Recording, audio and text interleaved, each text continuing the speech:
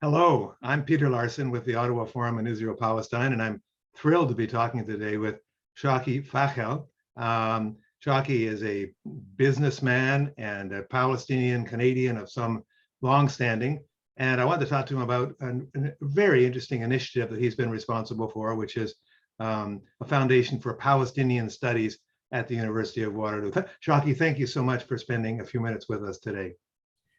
Thank you, Peter. I'm honored to be sitting here talking to you and having a discussion of something very, very, very near and dear to my heart, a foundation that we have just established in partnership with the University of Waterloo.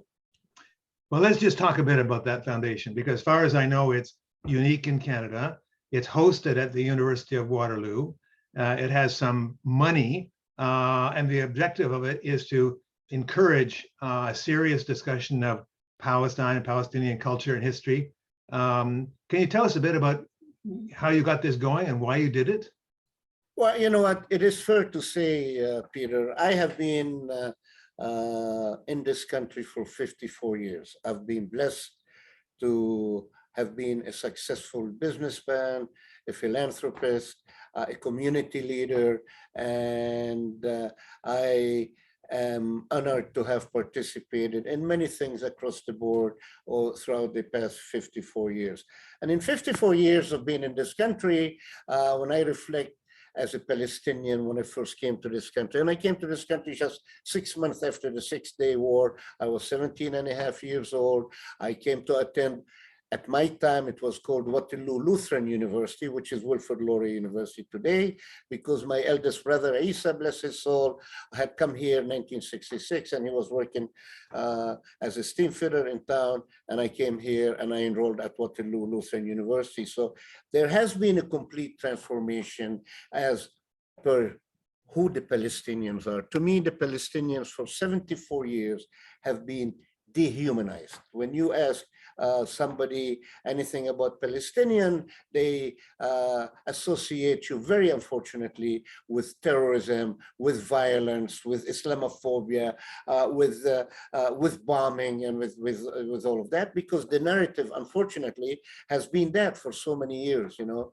And a year ago, I was going to seek a seat in the House, actually, and run for the nomination. Then I realized that I was being told that I was too passionate about my people, and you know, and I figured that might cause me problems in the future, you know. So I decided not to run, and I decided to pull my name from the nomination. And then I sat back. You know, I'm telling you this as to how did really the foundation come about.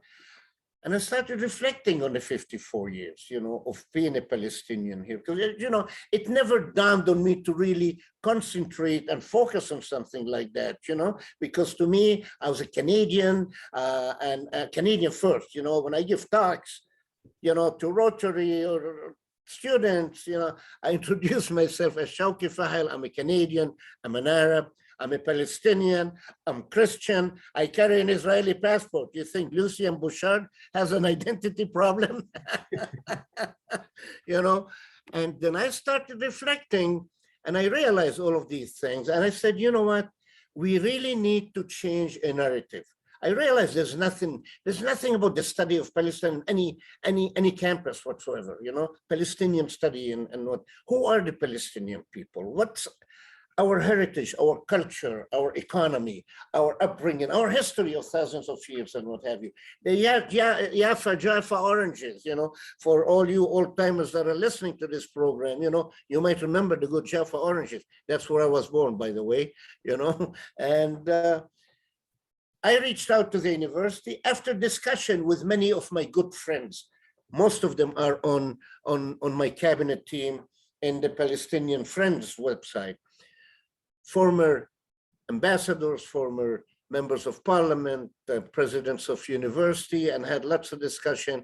And I realized, of course, with their advice too, that education is the main vehicle to try and effect the change of mind.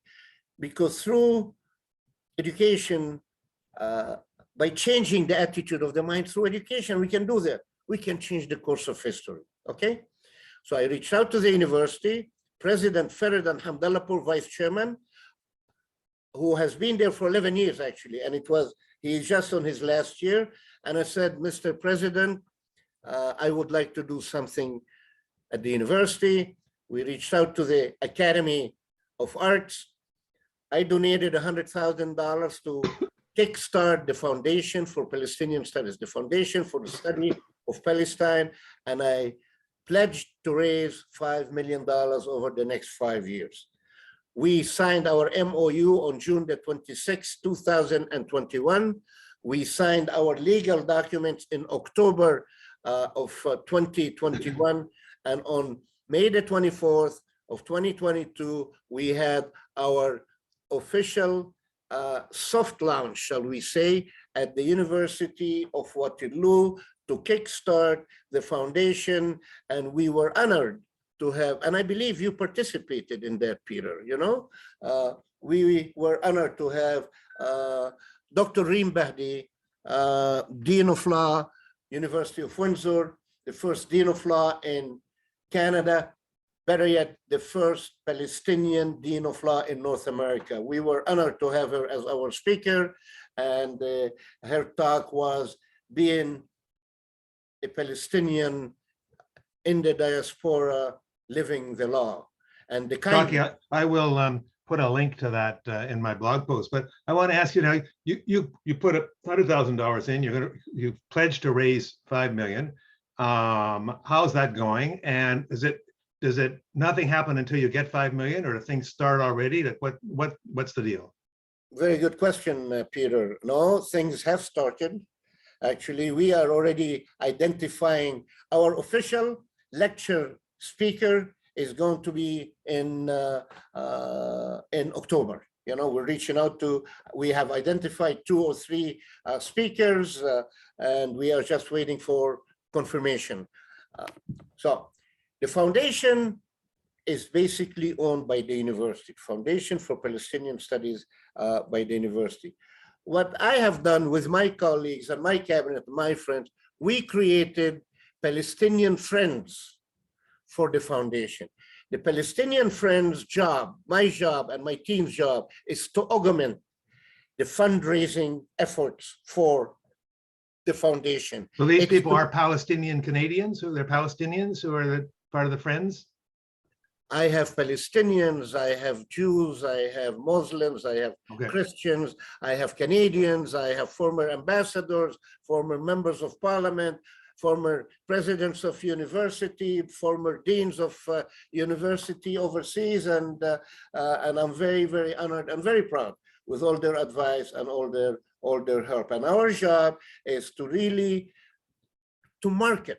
Okay, so right now, you know, at the step that we are doing right now, and I'm very honored and proud to say my daughter, who is a digital marketing guru, she worked for Nike in Portland for 5 years, is helping us and the team to do a strategization for the launch of a campaign for the raising of the $5 million. Okay, we're working on that, and we have already had pledges, Peter. I have to say, I'm very honored. We have a Palestinian family here, doctor, orthodontist, and his wife is a dentist, you know, that reached out to me, and I met with them, and they have pledged money over 5 years for the foundation. Wow. So with the idea that then to hire a professor or a lecturer, like, would it be a series of invited lecturers, or would it be a faculty member? What's the plan? How is this going to work? The plan is in October, we will have our official